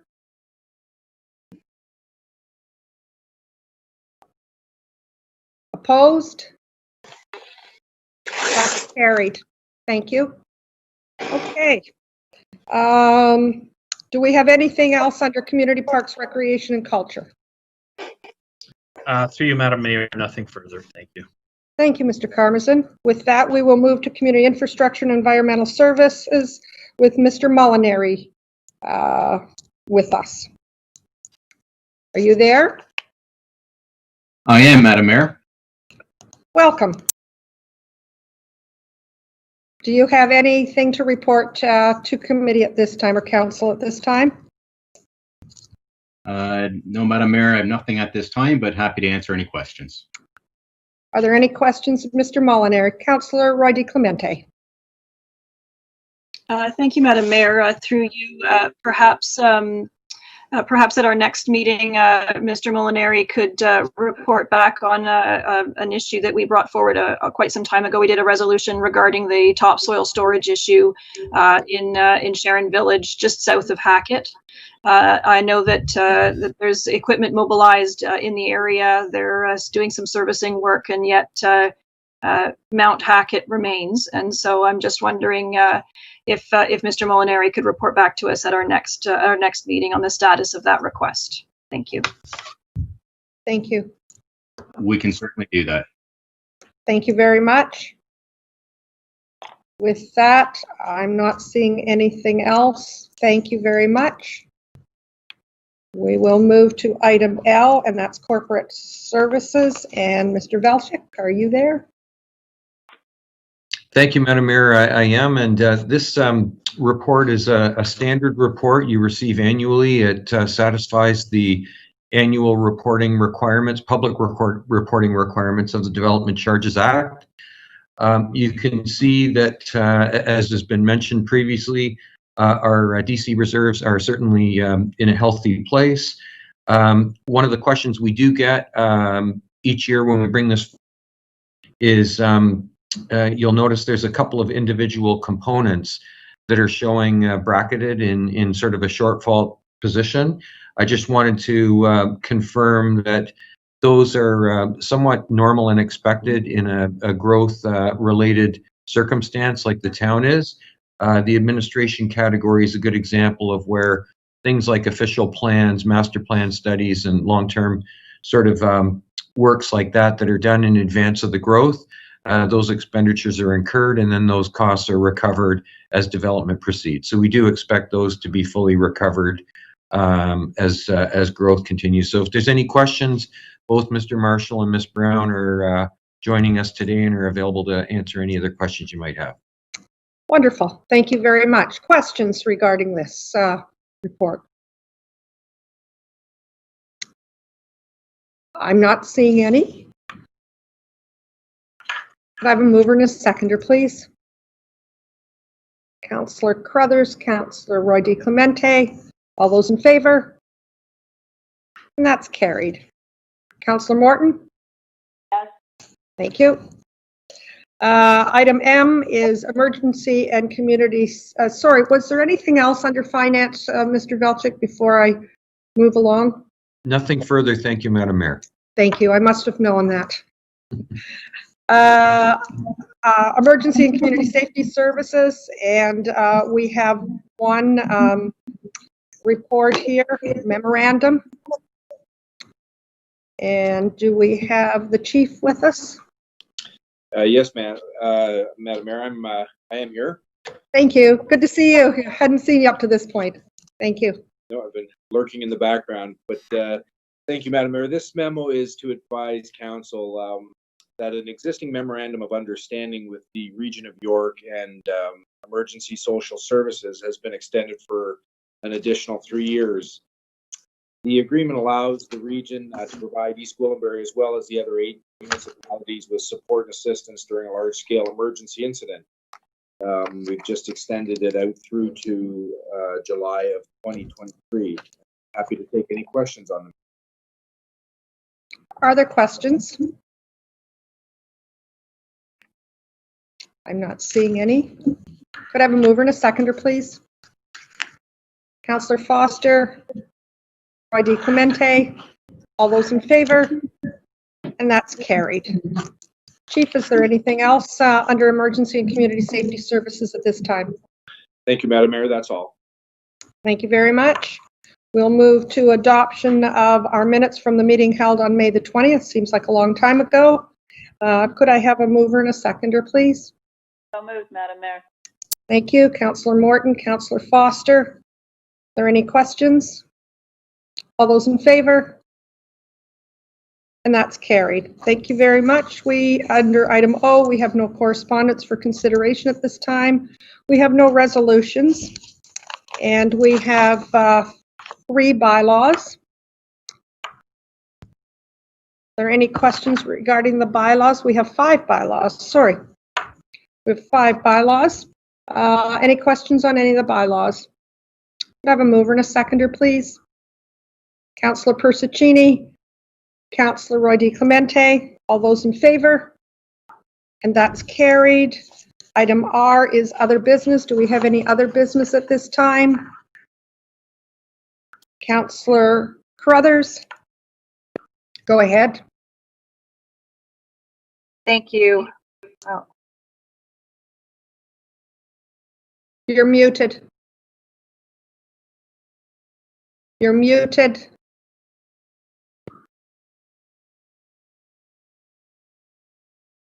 sorry, my mic is having trouble staying on. Okay, am I on now?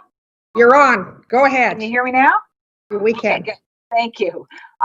I just wanted to let people know that this past weekend, the Diversity and Inclusion Advisory Committee attended the peaceful rally for Black Lives Matter in Bradford, and it was very well attended, not only by residents but also by members of our committee.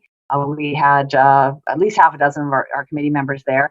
Lena Singh, our chair, spoke on our behalf and was very eloquent and very sincere in her remarks. And I forwarded that to senior staff and to the rest of council so people can hear what she said and the commitments that she made. And I think it's very powerful, and I'm not sure if it's appropriate to hear some of it here or if everyone received it, if they've read it already. I'm looking that people have already read it. Thank you. Unless someone would like to have it. I'm not seeing anyone. So Okay. they've done their homework. Thank you. It was very good. Yes. I just have one item. We received a donation, a generous donation of 13,000 masks last week. And our chief, Chief McKenzie, looked after getting them to homes. So a very generous donor, and we'll be sending a note off, and we're very grateful. There were some areas that really needed them, and we got them to them. So thank you. Is there any other business at this time? Seeing none, I will move to the confirming bylaw. Could I have a mover and a seconder, please? Councillor Foster, Councillor Crone. Be it resolved, bylaw 2020-046, being a bylaw to confirm the proceedings of the council meeting held on June the 9th, 2020, be taken as read, enacted, and signed by the mayor and municipal clerk. All those in favor? Kathy? Yes. Thank you. That's carried. An adjournment at 3:07, moved by Councillor Carruthers. Seconded by Councillor Morton. All those in favor? And that's carried. Thank you very much. That concludes our meeting for today. Thank you all.